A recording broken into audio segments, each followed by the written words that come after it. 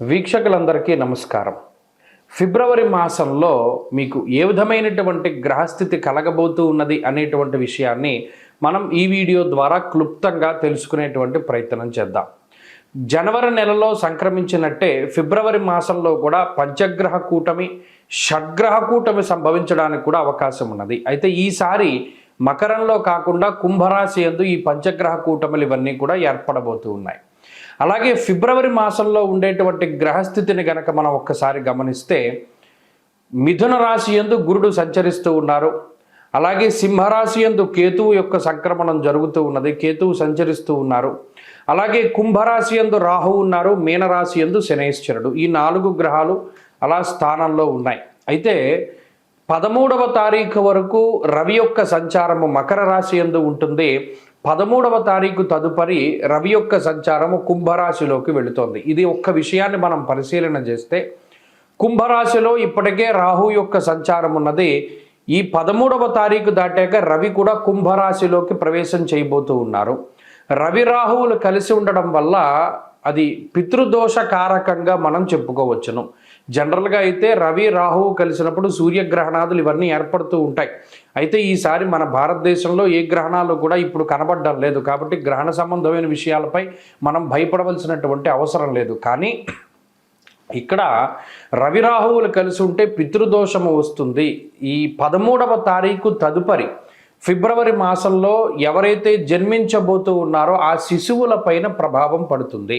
అందువల్ల ఎవరైనా ఫిబ్రవరి మాసంలో ఏదైనా సిజేరియన్ ముహూర్తాలు వీటి గురించి అడిగేటువంటి వాళ్ళు చాలామంది ఉంటారు. వాళ్ళకి సూచనప్రాయంగా ఒక మాట ఏమిటి అంటే 13వ తారీఖు లోపులో వీలుంటే కొంచెం పరిస్థితులు అవి సానుకూలంగా ఉంటే ఈ సిజేరియన్ అవి కూడా ముహూర్తాలు మీరు చేసుకోవచ్చును.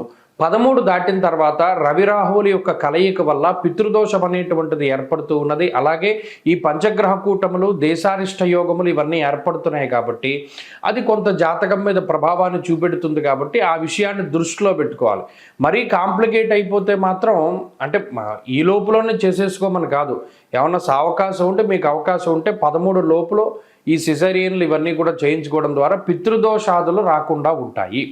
ఇది ఒక ప్రధానమైన విషయం. ఇది మీ ఆరోగ్యాన్ని బట్టి ముందుకు వెళ్ళండి, దీంట్లో ఇబ్బంది ఏం లేదు. ఇంకొకటి ఏంటి అంటే శుక్రబుధులు కూడా కుంభరాశి అంతే సంచరించబోతూ ఉన్నారు. అంటే ఇక్కడ 4 గ్రహాలు, రాహుగ్రహము, రవిగ్రహము, శుక్రగ్రహము, బుధగ్రహము, వీటితోటి చంద్రుడు కలిసిన లేదా ఈ మాసం చివరిలోనే కుజుడు కూడా కుంభంలోకి వెళ్ళబోతూ ఉన్నారు. ఈ 5 గ్రహాలు వెరసి చంద్రుడితోటి కలిపి షడ్గ్రహ కూటమి కుంభరాశిలో ఏర్పడబోతూ ఉన్నది. కాబట్టి ఈ గ్రహస్థితి వల్ల ఈ మాసంలో అటు దేశకాలమాన పరిస్థితులు ఎక్కువగా ప్రభావితం చెందబోతూ ఉన్నాయి. దేశారిష్ట యోగం అనేటువంటిది పట్టబోతూ ఉన్నది. ఎందుకంటే అటు కుజరాహువుల యొక్క కలయిక, అలాగే రవి రాహువుల యొక్క కలయిక ఇవన్నీ కూడా దేశారిష్ట యోగాలుగా చెప్పబడ్డాయి. ఈ సందర్భాల్లో ఎక్కువగా అగ్ని ప్రమాదాన్ని సూచించేటువంటి విషయాలు, అలాగే వాయుతత్వ రాశి యందు ఈ గ్రహస్థితి ఏర్పడుతూ ఉన్నది. కాబట్టి అతి వేగంగా వీచేటువంటి గాలుల వల్ల కానీ లేదా గాలి ద్వారా స్ప్రెడ్ అయ్యేటువంటివి ఏమైనా ఉంటే గ్యాస్ ద్వారా వచ్చేటువంటి విపత్తులు లేదా అగ్ని సంబంధమైనటువంటి విపత్తులు, వాయు సంబంధమైనటువంటి విపత్తులు ఏర్పడడానికి అవకాశం ఉంటుంది. కాబట్టి ఈ మాసమందు చాలా జాగ్రత్తగా ఉండడం ఇది దేశారిష్ట యోగం కాబట్టి చెప్పదగినటువంటి సూచన. ఇక ఈ గ్రహస్థితి ద్వారా మీ రాశి ఫలితం ఏ విధంగా ఉందో మనం ఇప్పుడు తెలుసుకుందాం. ధనురాశి వారికి అత్యంత శ్రేయోదాయకమైనటువంటి కాలము ఈ ఫిబ్రవరి మాసం. ఏమంటే ఈ ఫిబ్రవరి నెలలో కూడా మీకు ఉండేటువంటి కష్టాల నుండి మీరు బయటపడకపోతే ఇది జాతకపరమైనటువంటిది ఇది కాదు, ఇంకోటి ఏదో ఉందని అర్థం. ఎందుకంటే గోచార పరంగా 100% తృతీయ స్థానంలోకి రవి, కుజుడు, రాహువు, అలాగే గురుబలం ఉండి చంద్రుడు బలంగా ఉండి అన్ని గ్రహాలు అనుకూలంగా మారబోతూ ఉన్నటువంటి కాలం. అంటే గతం నుండి పడుతూ ఉన్నటువంటి కష్టాల నుండి విముక్తి గనక ఫిబ్రవరి అలాగే మార్చి మొదటి 2 వారాల్లో గనక దొరకకపోతే జాతక సమస్య కాదు, ఇంకోటి ఏదో సమస్య ఉందని అర్థం. అంత కాన్ఫిడెంట్గా చెప్పచ్చు. ఎందుకు? ఈ తృతీయ స్థానమందు రవి కానీ తృతీయ స్థానమందు కుజుడు కానీ ఇష్టసిద్ధి సదారోగ్య అన్నారు. ఇప్పుడు ఈ మాసంలో గమనించండి, గత మాసంలో పంచగ్రహ కూటమి మీ 2వ స్థానంలో ఏర్పడింది. మాట మాట్లాడడానికి అవకాశం ఉండదు. పలానా మీ నిర్ణయాన్ని వెళ్ళగక్కడానికి కానీ లేదు పలానాది చేయాలి అన్న మీ థాట్ని 10 మందికి చెప్పడానికి కానీ అవకాశం ఉండదు. నోరు నొక్కేసినట్టు అయిపోతుంది, ఏమి చేయడానికి ఉండదు. ఈ మాసంలో మీకు స్వేచ్ఛ లభిస్తుంది. ఆరోగ్యం, నిత్య సంతోషం, బంధుమిత్ర సమాగమ అన్నారు. అంటే తృతీయంలోకి వెళ్ళినటువంటి రవి అక్కడ ఉన్నటువంటి రాహువుతో కలిసి ద్విగుణీకృతమైనటువంటి ఫలితాన్ని ఇస్తాడు. ఇక్కడ గురుబలం ఉండడం ఒక ప్లస్ పాయింట్. అలాగే మాసాంతంలో కుజుడు కూడా అనుకూలించబోతూ ఉన్నారు. కాబట్టి ఇక్కడ ఇది అనుకూలమైనటువంటి స్థితి.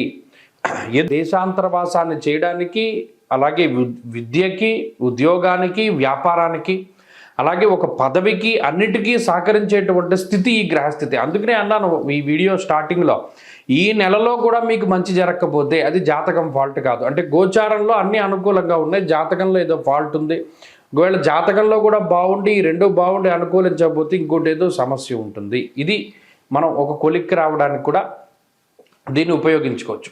అన్ని విధాలుగా కూడా అంటే ఎదుగుదల, ఉపజయ స్థానము అంటే ఎదుగుదలకి సంబంధించినటువంటి విషయాలు. ఇందాక చెప్పుకున్నట్టు ఆరోగ్యాభివృద్ధి కలుగుతుంది.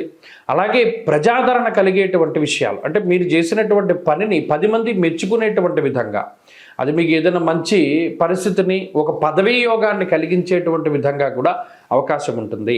అలాగే మీరు పనిచేసేటువంటి సంస్థల్లో ఏదైనా ప్రమోషన్లు లాంటివి రావడానికి అవకాశం ఉంటుంది. లేదు ఏదైనా తగినటువంటి గుర్తింపు లభించడానికి అవకాశం ఉంటుంది. అలాగే సంతానాభివృద్ధి కలగడానికి, కుటుంబంలో ఉండేటువంటి సమస్యలు తగ్గుముఖం పట్టడానికి ఈ గ్రహస్థితి ఎక్కువగా ఉపయోగపడుతూ ఉంటుంది. అంతేకాక ప్రత్యేకించి ఈ రాశి వారంలో ఆత్మస్థైర్యాన్ని పెంచేటువంటి విధంగా ఈ గ్రహస్థితి అవకాశాన్ని కల్పిస్తూ ఉంటుంది. తృతీయమందు ఉన్నటువంటి రవి మీలో ఉండేటువంటి ఆత్మస్థైర్యాన్ని పెంచుతారు. అలాగే మనం ఈ విధానంలో వెళ్ళాం కదా ఇప్పటి వరకు, అబ్బాయి మనం ఇంక ఇటువంటి దారిలో వెళ్ళక్కర్లా, పలానా మార్గాన్ని మార్చుకుందాం, ఇంకొక మార్గంలో ముందుకు వెళదాం అనేటువంటి ధోరణిలో, ఆలోచనలో మార్పు తీసుకొస్తుంది ఈ గ్రహస్థితి. కాబట్టి ధనురాశి వారికి ఇది అద్భుతమైనటువంటి కాలము. మరిన్ని శుభ ఫలితాన్ని ఆకాంక్షించేటువంటి వారు అర్ధాష్టమ శని దోష నివారణ కోసమై శనివారాలు అధికంగా చేయడము, శనివారం నాడు నూనె పదార్థాలు తినకుండా శివాలయానికి వెళ్ళి బ్రాహ్మీ ముహూర్తంలో కానీ, శన్యోష కాలంలో కానీ, ప్రదోష కాలంలో కానీ దీపారాధన చేయడం లాంటివి చేస్తూ ఉండాలి. దానివల్ల కుటుంబపరమైనటువంటి సమస్యల నుండి బయటపడి మానసిక ప్రశాంతత అభివృద్ధి కలుగుతుంది.